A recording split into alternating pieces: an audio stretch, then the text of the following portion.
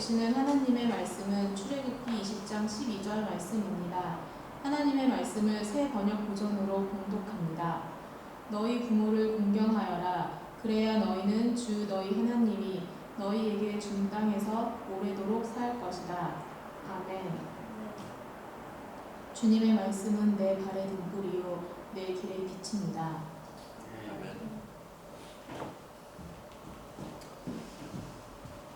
우리는 살아가면서 참 많은 그런 관계들을 만나고 참 많은 사람들을 그 관계를 통해서 만날 수 있게 되지요.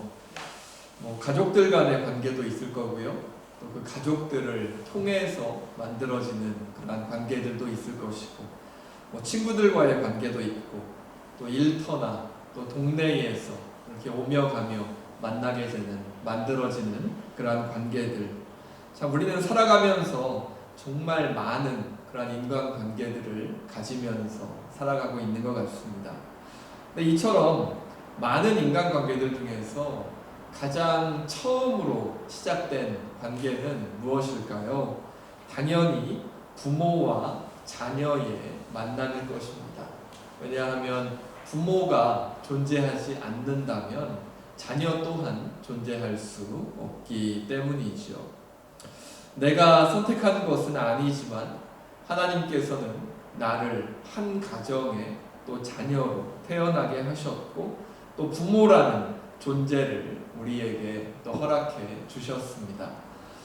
요즘 이혼도 많아지고 또 원치 않게 태어나는 아이들도 많아져서 이렇게 부모의 보살핌을 제대로 받지 못하고 자라나는 그런 아이들의 안타까운 이야기들도 참 많이 들리는 그러한 시대이지만, 그래도 부모와 자녀의 관계가 하나님께서 허락해 주신 첫 번째 관계라는 점은 변치 않을 겁니다. 이제 오늘은 십계명의 5번째 계명, 부모를 공경하라 라는 이 말씀을 함께 살펴보려고 하는데요. 우리 가정의 달 마지막 주일을 맞아서 우리 다시 한번 부모님에 대해서 또는 하나님과의 관계에 대해서 다시 한번 생각해 보실 수 있기를 바랍니다. 자, 오늘 5번째 계명을 우리가 함께 살펴보고 있는데요. 오늘 본문에 앞서서 제시된 4개의 계명은 하나님과 사람의 관계를 보여주는 그러한 계명이었습니다. 첫 번째부터 4번째까지는 하나님과 사람의 관계를 보여주는 계명이었죠. 근데 오늘 5번째 계명부터 주어지는 이 6가지의 계명은 사람과 사람 사이의 관계를 우리에게 보여줍니다. 그리고 앞서 말씀드린 것처럼 사람이 태어나서 가장 처음으로 맺게 되는 관계가 부모와 이 자녀의 관계인 것처럼, 이 10계명에서 사람에 관한 계명 중에서 가장 첫 번째로 나오는 계명도 바로 이 부모에 대한 계명인 것을 우리가 볼 수가 있죠. 그렇기에 사람과 사람의 관계에 대한 계명 중에서 가장 첫 번째로 등장하는 이 오늘의 계명은 사람에 관한 계명 중에서는 가장 중요한 것이다 라고 우리가 생각해 볼 수 있을 것 같습니다. 그리고 오늘 살펴보고 있는 이 5번째 계명은 부모를 공경하라, 즉 이렇게 뭐뭐를 하라는 그러한 긍정적인 표현으로 되어 있는데요. 이제 6번째 계명부터 10가지까지 이 나머지의 5가지 계명은 하지 말라라는 이 부정적인 표현으로 끝나는 것도 볼 수 있습니다. 도둑질하지 말라, 살인하지 말라, 간음하지 말라. 네. 나머지 계명들은 다 뭐뭇을 하지 말라라는 표현으로 끝나는데, 오늘의 계명은 부모를 공경하여야 한다, 부모를 공경해라 라는, 무엇을 하라는 긍정적인 표현으로 되어 있는 것을 볼 수 있죠. 어떤 표현이 더 강조하는 표현일까요? 무엇을 하나님께서 하라고 권유하고 부탁하시는 말씀과 무엇을 하지 말라라고 말씀하시는 부정적인 표현 중에서 뭐가 더 강조하는, 뭐가 더 중요해 보이는 표현이겠습니까? 당연히 무엇을 해달라고 부탁하는 표현이 더 강조하는 표현이고 더 중요한 그러한 표현이겠죠. 즉 하나님께서는 오늘 본문 이후에 나오는 이 나머지 5가지 계명보다도 이 5번째 계명, 부모를 공경하라는 계명을 강조하고 계시다는 것을 우리가 알 수가 있습니다. 하나님께서 이것을 해야 한다 라고 이 10계명 가운데서 사람들에게 말씀해주고 계시는 그러한 계명이기 때문입니다. 그리고 이 부모와 자녀의 관계를 생각해보면 성경에서 이 부모와 자녀의 관계가 얼마나 중요하게 다루어지고 있는가는 두말할 필요가 없습니다. 성경 곳곳에서 하나님과 이스라엘의 관계를 부모와 자녀의 관계로 표현하는 것을 아주 쉽게 찾아볼 수 있기 때문입니다. 즉 부모와 자녀의 관계는 하나님과 자녀의 관계로 성경에서 이야기하고 있는 것이고 또 그것은 성경에서 당연히 너무나 중요한 관계로 받아들여지고 있다는 것을 우리는 너무나 쉽게 성경 안에서 찾아볼 수 있는 겁니다. 그리고 오늘의 계명을 살펴보면 어떠한 의미를 이 5번째 계명이 가지고 있을까요? 자녀로서 부모를 공경해야 한다라는 의미를 가장 먼저 우리가 생각해 볼 수 있을 것 같습니다. 그냥 오늘의 계명을 우리가 문자 그대로 생각해 보면 자녀로서 부모를 공경해야 한다라는 의미를 담고 있는 것을 우리가 생각해 볼 수 있죠. 오늘의 본문을 살펴보면서 가장 보편적으로 생각되어지는 그러한 내용이기도 합니다. 하지만 오늘의 본문을 더 살펴보면 오늘의 계명은 단순히 자녀가 부모에 대해서 공경할 책임을 가져야 한다는 것에 그치지 않습니다.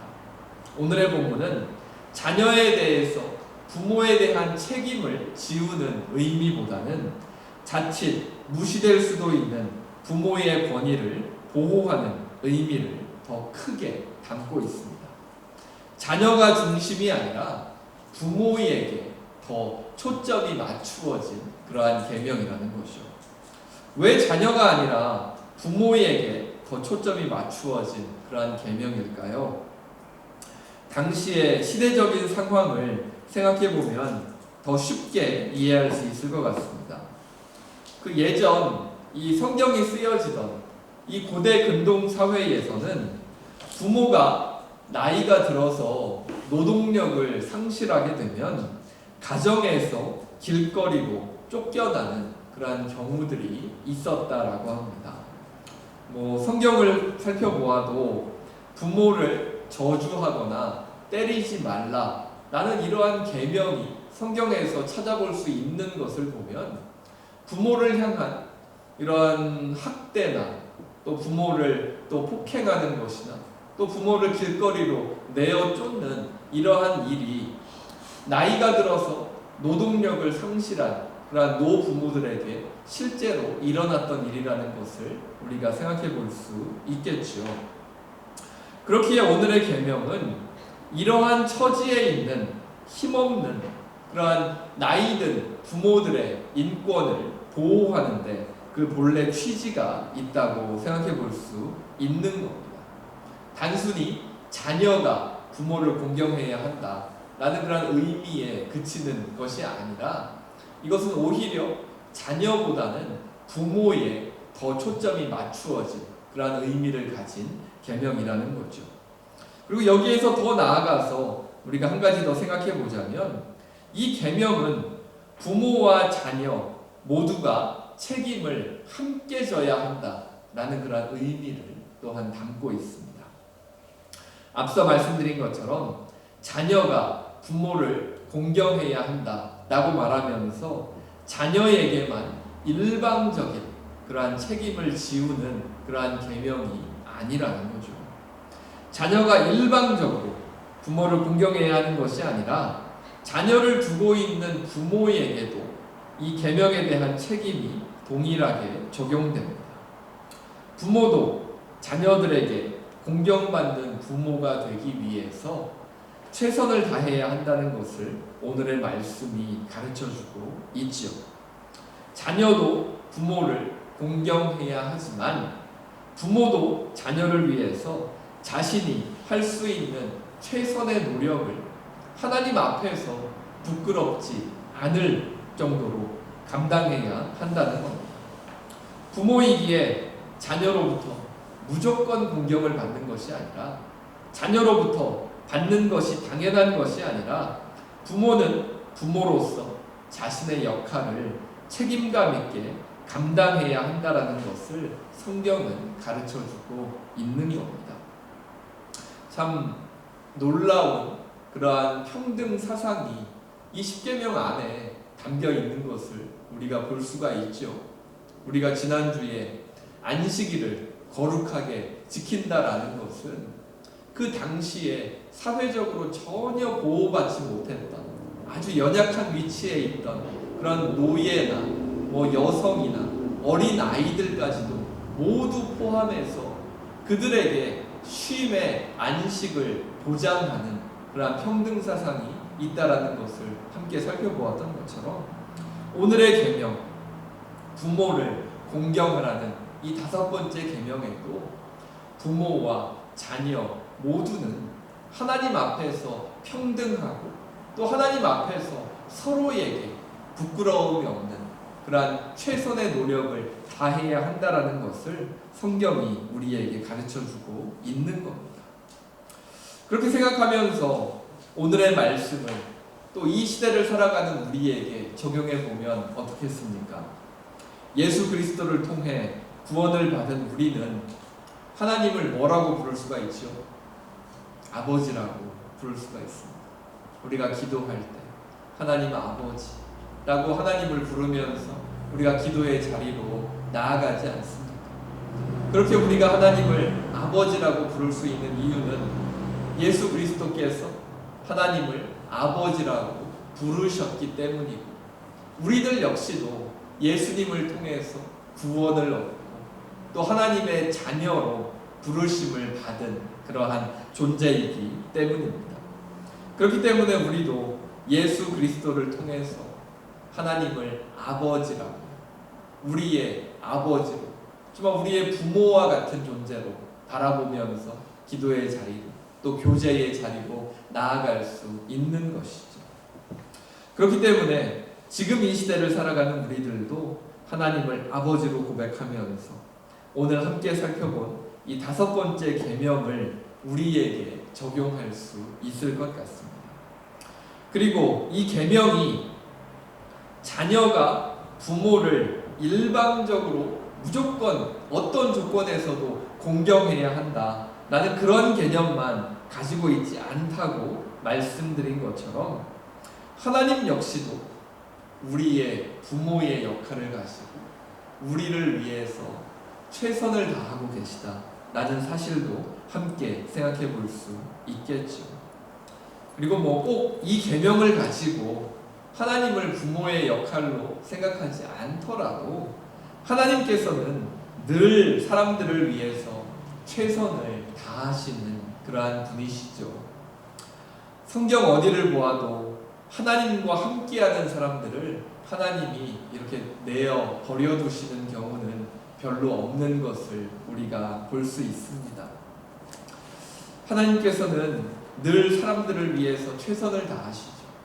성경에 나타난 하나님의 이미지를 생각하면 어떠한 이미지가 가장 두드러집니까?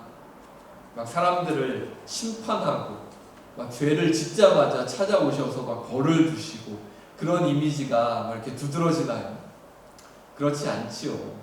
물론 요한계시록을 살펴보면 이제 나중에 심판의 때가 되었을 때는, 하나님께서 정하신 심판의 때가 되었을 때는 모든 사람에게 동일하게 적용되는 하나님의 무서운 그러한 심판이 정말 모든 사람들에게 임하게 되겠지만, 성경에서는 하나님의 이미지를 그러한 심판의 하나님의 이미지로만 한정시키지 않습니다. 오히려 이 성경을 살펴보면 그러한 심판의 이미지보다는 오히려 늘 사람들에게 당하고 사람들이 거짓말할 때 속아주시고, 또 사람들이 잘못을 했다 할지라도 그 모습을 보면서도 늘 오랫동안 참으시고 그 사람을 기다려주시는 그런 하나님의 이미지가 더 부각되어서 나타나는 것을 우리가 성경의 곳곳에서 찾아볼 수 있지요. 그러한 이미지가 가장 극적으로 나타난 것이 어떠한 이야기죠? 예수님께서 말씀해 주신 바로 탕자의 비유 아니겠습니까? 둘째 아들이 아버지의 재산을 물려받을 때가 되지도 않았는데 그 재산을 이미 상속받아서 외국으로 가져나가서 다 탕진해버려요.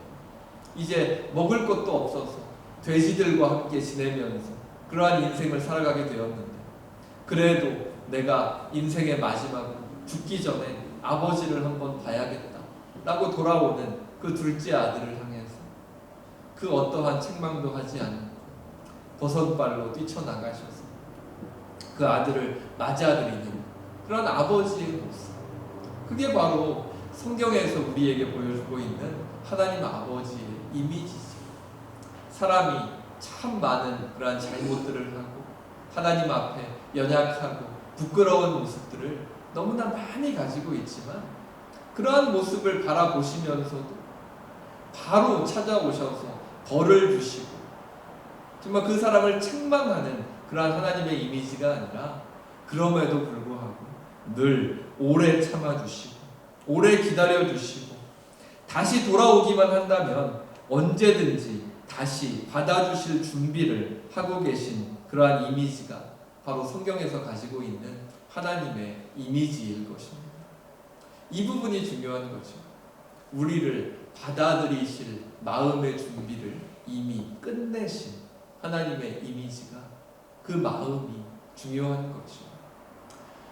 탕자가 돌아오는 모습을 보면 아버지가 고민합니까? 탕자가 돌아오는 모습을 보면서 아버지가 저 녀석을 용서를 해줘야 하나 말아야 하나 고민하는 모습이 성경에 나타나나요? 그런 모습은 나타나지 않습니다. 하나님께서는 그런 걸로 고민하지 않으시고요, 돌아오기만 한다면 언제든지 용서해 주겠다 라는 그러한 마음의 준비를 벌써 다 끝내 놓으셨기 때문에 하나님에게 보여지는 그러한 모습은 그러한 용서를 해야 하나 말아야 하나 그것을 고민하는 모습이 아니라 언제든지 돌아오기만 한다면 다시 받아주고 다시 예전의 위치로 회복시키고 내가 너를 다시 일으켜 주겠다 라는 그러한 마음만이 하나님 가운데 담겨 있는 거죠. 구약에 나타난 이스라엘 백성과 하나님의 관계를 보면 정말 이러한 모습이 너무나 또한 극명하게 드러나지요. 이스라엘 백성들을 하나님께서 얼마나 오래 기다려 주셨습니까? 우상 숭배를 하고 우상 숭배를 하면서 또 한편으로는 하나님을 섬긴다고 하면서 하나님의 성전으로 나아오는 그런 이중적인 모습을 하나님 앞에 이스라엘 백성들이 가지고 있었죠. 또 하나님을 섬긴다고 하면서 온갖 악한 행동을 저지르고 말로는 하나님을 말하면서 하나님의 뜻과는 전혀 상관없는 그러한 인생을 살아가던 것이 이스라엘이 멸망하기 전의 모습이었습니다. 왕들은 가장 앞서서 죄악을 저질렀고 백성들은 더 이상 하나님을 따르지 않고 그들의 왕을 따라서 악한 길을 걸었습니다. 정말 이스라엘 백성들의 모습을 보면 과연 저 사람들이 전에 하나님의 백성이었던 것이 맞는가 라고 생각할 수 있을 정도로 너무나 큰 악한 행위들을 저질렀다는 거죠. 우상을 숭배하면서 자기의 자녀들을 그 우상신에게 제물로 바치는 그러한 일들까지 저질렀습니다. 연약한 여성들, 어린 아이들을 잡아다가 우상에게 제물로 바치는 그러한 일들까지도 서슴지 않았다라는 거죠. 그것도 바로 하나님의 성전이 눈에 보이는 그러한 예루살렘의 한 중간에 있는 골짜기에서 그러한 일들을 태연히 저질렀다라는 겁니다. 제가 예루살렘에 갔을 때 놀랐던 것 중에 하나는 이스라엘 백성들이 우상 숭배를 하면서 제물을 바치던 그러한 장소와 하나님의 성전이 있었던 장소가 너무나도 가까웠다는 겁니다. 너무나 가까워서 하나님의 성전은 저 언덕 위에 있는 거니까 정말 눈을 들어서 바라보기만 하면 하나님의 성전이 바로 옆에서 보였을 겁니다. 그런데 그 하나님의 성전을 바라보면서 이스라엘 백성들은 그 하나님의 성전이 바라보이는 장소에서 너무나 태연하게 우상에게 제물을 바치고 자기의 자녀들을 죽이고 힘이 없는 여성과 어린아이들을 제물로 바치는 그런 끔찍한 일들을 하나님의 성전이 보이는 곳에서 저질렀다라는 거죠. 그런데 그런 이스라엘을 향해서 하나님께서는 뭐라고 말씀하십니까? 하나님께서는 정말 그렇게 하나님 앞에서 말도 안 되는 그러한 일들을 저지른 이스라엘을 향해서 다시 돌아오기만 한다면 내가 너희와 새 언약을 맺을 것이다 라는 말씀을 이스라엘에게 예레미야 선지자를 통해서 전해 주십니다. 예레미야서 31장에 이 새 언약의 내용이 잘 나타나 있지요. 우리 화면에 예레미야 31장 말씀 제가 한번 읽어보겠습니다.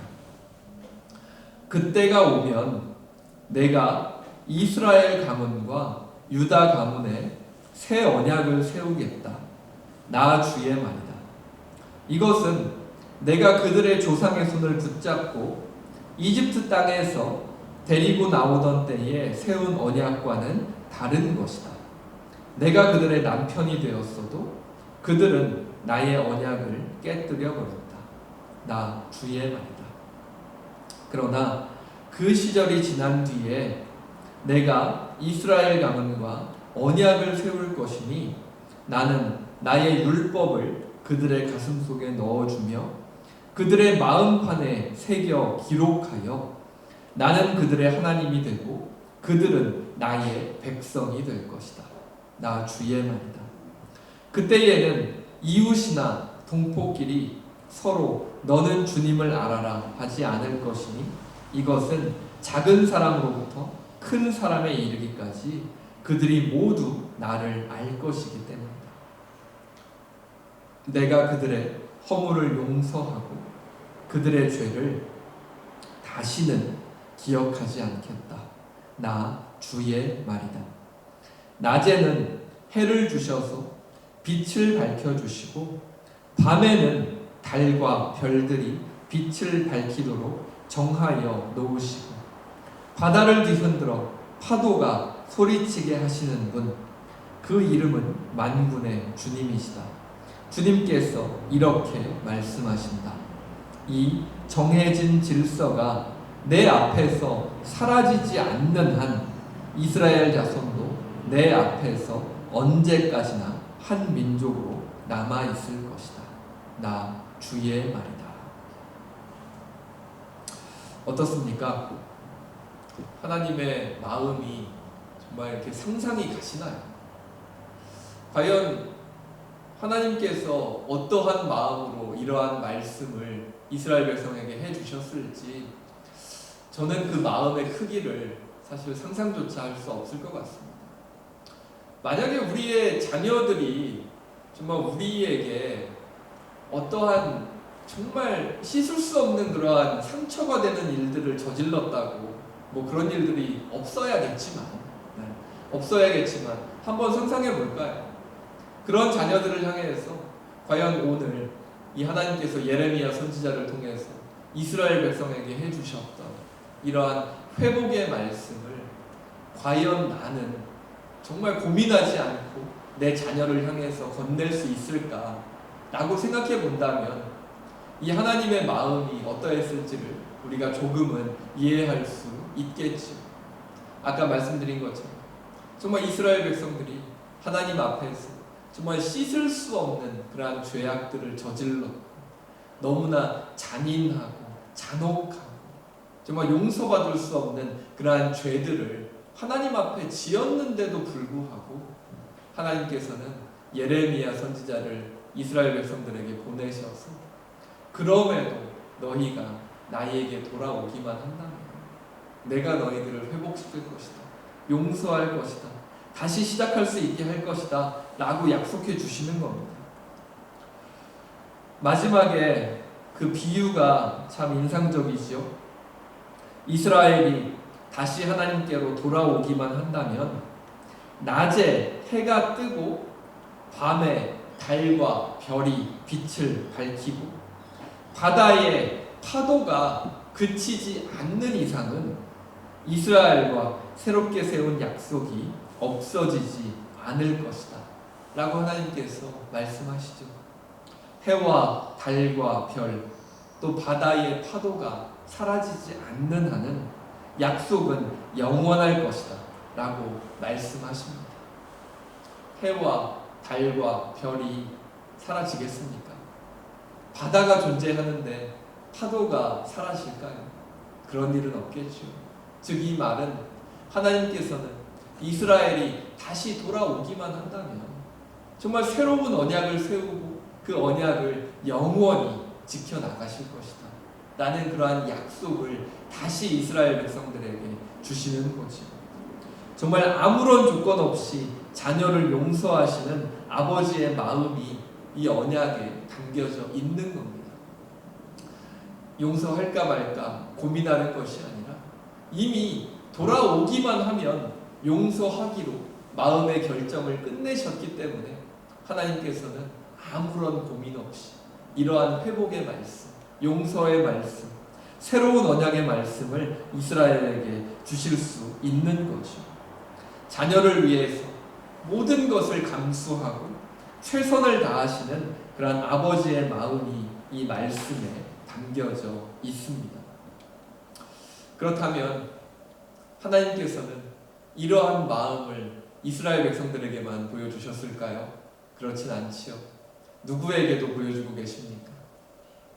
자녀된 우리를 위해서 늘 최선을 다하시고 또 우리가 또 다시 하나님께로 또 돌아오기만을 기다리시는 그러한 마음은 이스라엘 백성들에게만 주어져 있는 것이 아니라 지금 이 시대를 살아가는 우리에게도 동일하게 주어져 있습니다.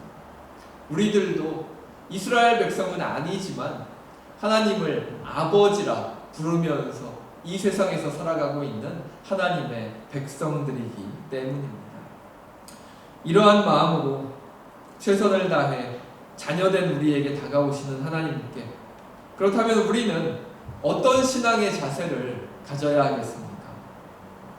이런 하나님의 마음을 우리가 조금이라도 이해할 수 있다면 정말 하나님께서 어떠한 마음을 가지고 우리에게 다가오시는지 그 하나님의 마음을 우리가 조금씩이라도 이해해 갈 수 있다면 우리는 당연히 하나님과 함께 좋은 신앙을 가지고 살아갈 수 있게 될 것입니다. 자녀들이 변화하는 때는 언제입니까? 정말 무섭게 혼냈을 때인가요? 애들이 정말 두려움을 느낄 정도로 혼을 내면 자녀들이 변하나요? 그렇지 않지요. 그 혼나는 순간에는 그냥 부모 말을 듣고 조금 변화되는 모습을 보여준다 할지라도 조금 시간이 지나면 바로 예전의 모습으로 돌아가는 것을 우리가 볼 수가 있죠. 그런데 자녀들에게 진정으로 변화의 순간이 찾아오는 때는 언제입니까? 부모의 진심을 깨달았을 때죠. 부모가 왜 자신에게 그러한 행동을 하는가, 어떠한 마음을 가지고 자기에게 다가오고 있는가를 깨달았을 때 자녀들은 그 부모의 마음을 깨닫고 또 변해가는 그러한 순간을 만날 수 있게 되는 거죠. 신앙의 모습도 똑같지 않겠습니까? 우리가 하나님의 마음을 깨달을 수 없다면 우리는 계속해서 그냥 우리가 원하는 대로 신앙의 모습이라 할지라도 그냥 우리가 원하는 길로 걸어갈 수 있을 겁니다. 하지만 우리가 하나님의 마음을 조금씩이라도 깨달아 간다면 우리는 그 하나님의 마음에 맞는 그런 신앙의 모습으로 또 변화되어 갈 수 있겠죠. 하지만 자녀가 부모의 마음을 이해하는 데는 늘 참 시간이 걸리고 그 순간이 언제 찾아올지 예측할 수 없는 것처럼 우리도 하나님의 마음을 이해하는 데는 사람마다 다 다른 시간이 필요하지요. 그러한 모습을 좀 표현한 그런 글이 있어서 한번 가져와 봤습니다. 그 나이대별로 아버지를 이해하는 그런 과정을 담은 그런 글인데요. 아마 들어보셨을 것 같습니다. 제가 한번 천천히 읽어보겠습니다. 10살이 되기 전 아이들에게 아버지는 무엇이든 못하는 게 없는 슈퍼맨이다. 그러나 10대가 되면 그게 사실이 아니라는 것을 이내 알게 된다. 아버지는 모르는 것도 많고 이제는 나보다 힘도 별로 안 세 보이고 못하는 것도 많은 대수롭지 않은 존재다. 20대가 되면 아버지는 아무것도 모르는 존재인 것 같다. 그런데 30대가 되어서 아이를 낳아 기르다 보면 아버지 말씀 중엔 가끔 맞는 말도 있더라는 평가를 내린다. 40대가 되면 아버지 말씀 중에는 귀담아 들을 만한 이야기가 많다라고 여긴다. 50대는 이럴 때 아버지라면 어떤 결정을 내렸을까라고 한 번 더 생각해 보게 된다.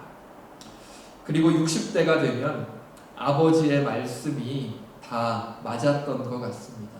라고 고백한다. 그러나 그때 그의 부모는 더 이상 이 땅에 존재하지 않을 확률이 아주 높다. 어떻습니까? 좀 공감이 되는 내용인가요? 또 우리와 또 하나님의 관계도 좀 이와 비슷할 것 같습니다. 우리의 아버지가 되셔서 늘 우리를 위해서 최선을 다하시고 우리가 돌아오기만 한다면 진짜 고민도 안 하시고 우리를 다시 받아주시고 우리를 용서하시고 또 우리와 함께하기 원하시는 그 하나님의 마음을 우리가 잘 이해할 수 있다면 우리는 좋은 신앙의 모습으로 하나님과 함께 살아갈 수 있을 텐데 우리는 하나님의 뜻을 잘 이해하지 못하기 때문에 그냥 우리가 원하는 삶의 자리로 나아갈 때가 참 많이 있는 것 같습니다. 우리의 아버지 되시는 하나님께서 어떠한 마음으로 우리에게 다가오고 있는지 그렇기 때문에 우리는 그 하나님의 모습을 또 그 하나님의 마음을 늘 살피면서 하나님께로 나아가야 하는 것이죠.